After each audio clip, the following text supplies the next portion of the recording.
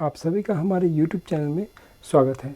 तो आज के इस वीडियो में हम लोग युवा शक्ति योजना जो वेस्ट बंगाल सरकार द्वारा लाई गई है उसके बारे में हम लोग समस्त डिटेल्स देख लेंगे और जानेंगे कि कैसे इसे फिल करना होगा और इसके लिए क्या क्या रिक्वायरमेंट्स हैं, मतलब इसकी एलिजिबिलिटी क्या है, क्या क्या डॉक्यूमेंट्स हमें यहाँ लगेंगे, कौन कौन 3,000 पाएंगे, कौन कौन 2,000 रुपये पाएंगे और ये कब से स्टार्ट होने वाले हैं, या ऑफलाइन होगा या ऑनलाइन होगा। आपको हर एक डिटेल्स मैं इस वीडियो में शेयर करने वाला हूँ। ये वीडियो पूरा देखें और आपका कोई सुझाव, कोई क्वेश्चन, कोई डाउट आपके माइंड में हो, अवश्य आप हमें कमेंट्स कर सकते हैं। उसका रिप्लाई मैं अवश्य देने का कोशिश करूँगा। तो चलिए वीडियो को शुरू करते हैं युवा शक्ति योजना के बारे में।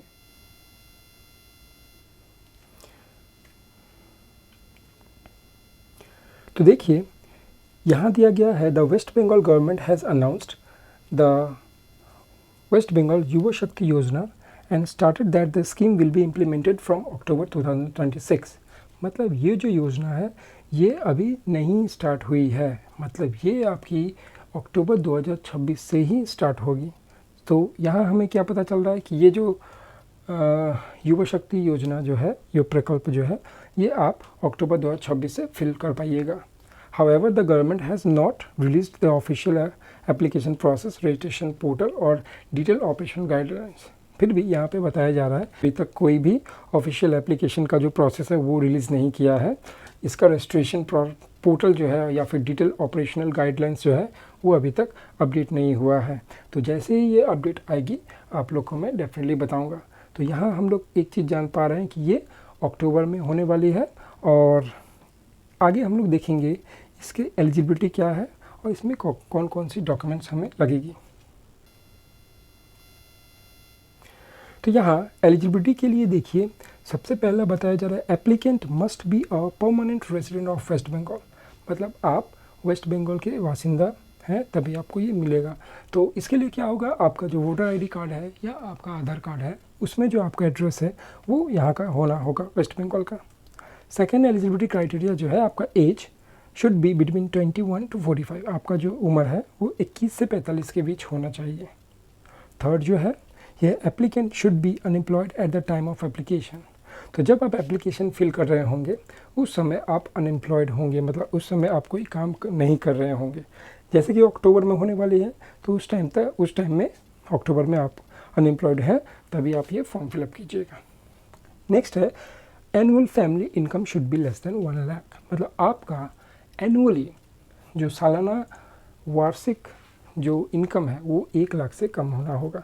फॉर एग्ज़ाम्पल मानिए मेरा 10,000 रुपये प्रति महीना इनकम है, तो 10,000 इंटू 12, 12 महीना कितना हो रहा है, 12 1,20,000 हो रहा है।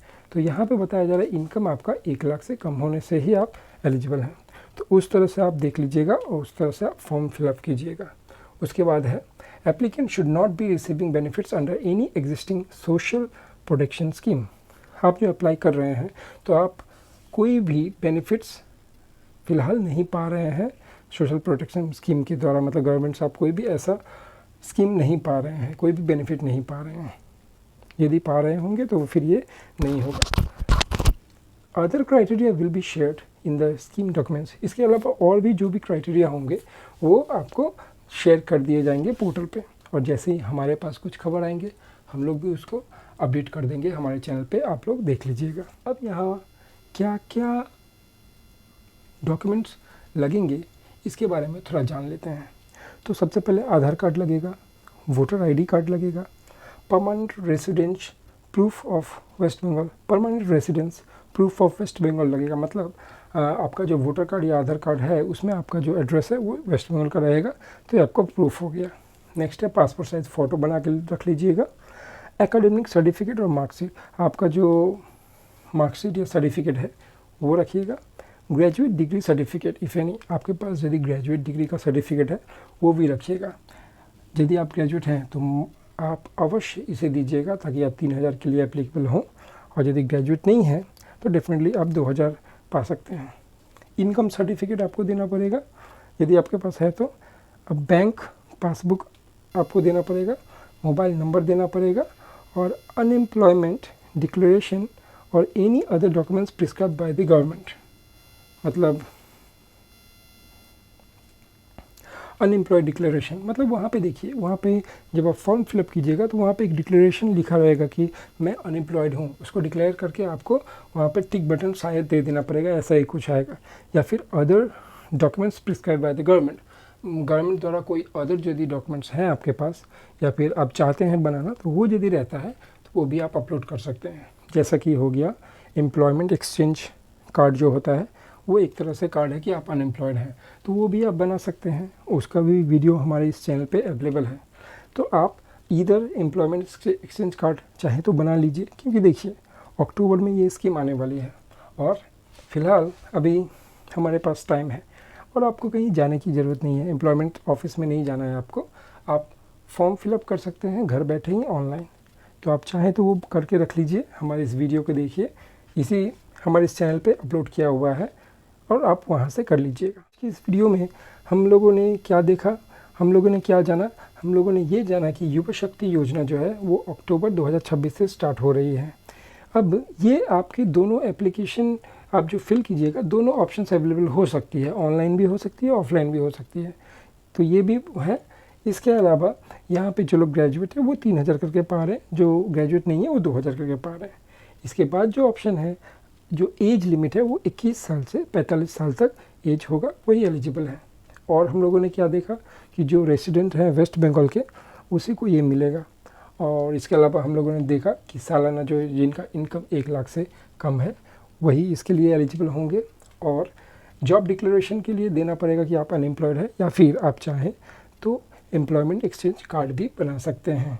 तो फ़िलहाल ये सब डिटेल्स हमारे पास हैं, क्या क्या डॉक्यूमेंट्स लगेंगे ऑलरेडी मैंने आपको बता दिया है। ये एक चीज़ याद रखिएगा कि यदि आपका बैंक अकाउंट डीबीटी नहीं हुआ है तो अवश्य आप बैंक में जाइए, जाके बैंक अकाउंट को डीबीटी करवाइए। और यदि आप चाहते हैं खुद से घर बैठे करना, तो यस, हमारे इस चैनल पे उसका भी वीडियो अवेलेबल है।